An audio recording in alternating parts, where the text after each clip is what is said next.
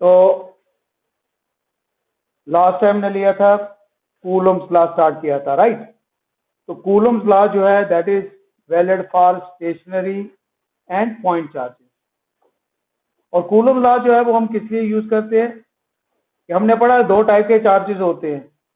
अब चार्जेस जो है वो एक दूसरे के ऊपर फोर्स जो है वो एक्सर्ट करते हैं। लाइक चार्जेस जो है वो रिपल्सिव फोर्स एक्सर्ट करते हैं, अनलाइक चार्जेस अट्रैक्टिव फोर्स, ठीक है। अब वो जो फोर्स का मैग्नीट्यूड जो है उसको हम कैलकुलेट करते हैं with the help of Coulomb's law. और ये रिलेशन हमारा आया था F is equals to K Q1 Q2 divide by R square. Suppose हमारे पास दो चार्जेस है Q1 Q2 and separation between the charges से R। तो उस केस में जो फोर्स होती है वो किसके होती है? F is equal to K Q1 Q।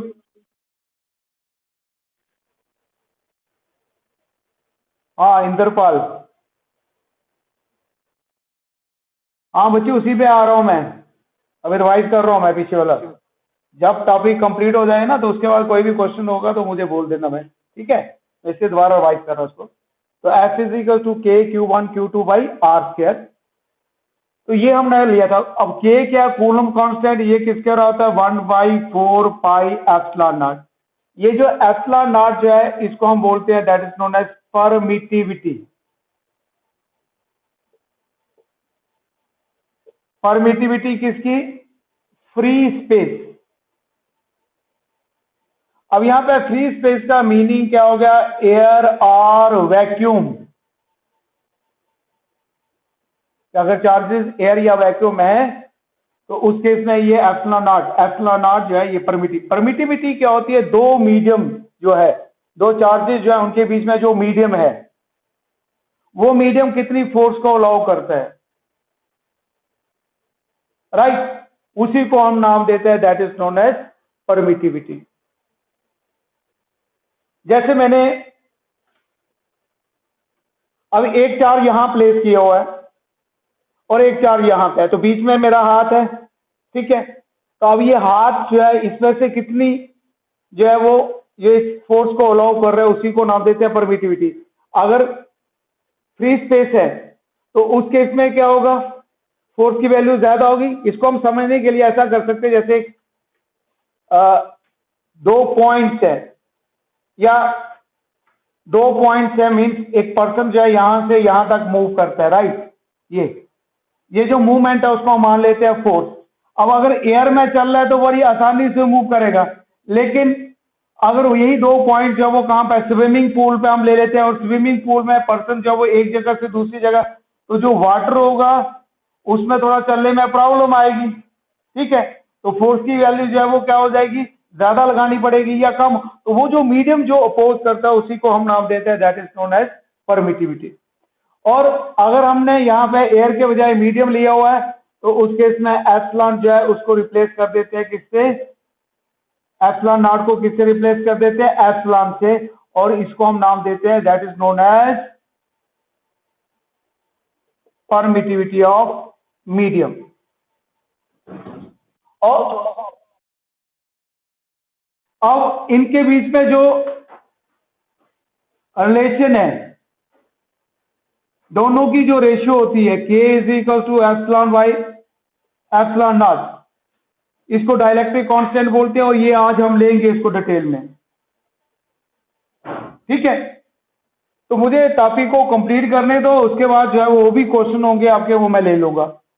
तो कूलम्स लॉ जो हमने ये स्टडी किया था, F is equal to K Q1 Q2 divide by R square. Now F is equal to K किसके रहा होता है? 1/4 pi epsilon not Q1 Q2 divide by R square. अब यहां पे इसमें पूछा जाता है यूनिट चार्ज, 1 मार्क्स में इसी के साथ state and explain Coulomb's law and hence define unit charge. Unit charge जो है इसको डिफाइन करने के लिए हम दो सिमिलर चार्ज ले लेते हैं, Q1 Q2 किसके बराबर है? Q के बराबर। और डिस्टेंस यूनिट ले लेते हैं, और SI सिस्टम में डिस्टेंस क्या हो जाएगा 1 मीटर, ठीक है। और मीडियम जो है, क्योंकि स्टैंडर्ड डेफिनेशन है, तो मीडियम जो है वो ले लेते हैं हम free space, medium is free space, ठीक है। एंड हमने कैलकुलेट किया था, अगर दोनों चार्जेस का मैग्नीट्यूड 1 कूलम हो तो उस केस में जो वैल्यू होती है फोर्स की वो कितनी होती है 9 इंटू 10⁹ न्यूटन। अब हमारे पास according to coulomb law force जो किसके बराबर होती है 1/4 pi epsilon not Q1 Q2 divide by R square.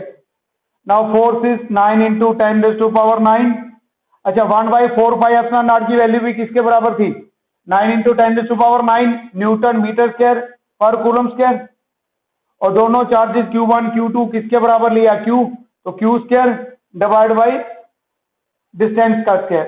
Now this cancels, तो Q स्क्वायर जो है वो किसके बराबर हो गया 1 के बराबर। RQ इज इक्वल टू +-1, इसी को हम नाम देते हैं यूनिट चार्ज, और 1 कूलम चार्ज, यूनिट चार्ज और 1 कूलम चार्ज। अब डेफिनेशन मैं यहां पर रिपीट कर देता हूं, बाकी जो आपको नोट्स में भेजूंगा उसमें डेफिनेशन को आप लोग ने नोट कर लेना। तो 1 कूलम चार्ज जो है 1 coulomb charge is that much charge, 1 coulomb charge is that much charge which when placed at a distance of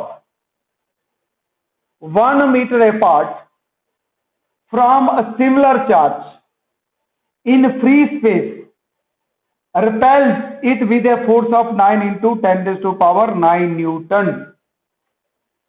means 1 coulomb charge कितना होता है जब उसको हम 1 मीटर डिस्टेंस पे प्लेस करेंगे, उतने ही मैग्नीट्यूड जितने चार्ज के बराबर कहां पे है मीडियम कौन सा फ्री स्पेस, तो उस केस में जो फोर्स ऑफ रिपल्शन होगी दोनों के बीच में को कितनी होगी 9 इंटू 10⁹ तो जब हम स्टैंडर्ड डेफिनेशन डिफाइन करते हैं तो यहां पर सिमिलर चार्जेस लेते हैं, ठीक है, क्योंकि अट्रैक्शन से हमें यह नहीं पता चलता कि दोनों चार्जेस के ऊपर चार्ज है।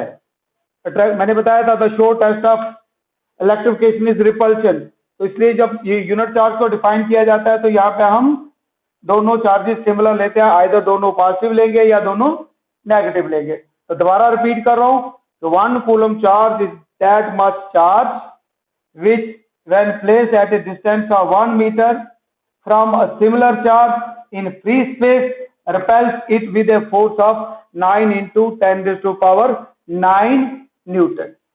तो ये था यूनिट चार्ज।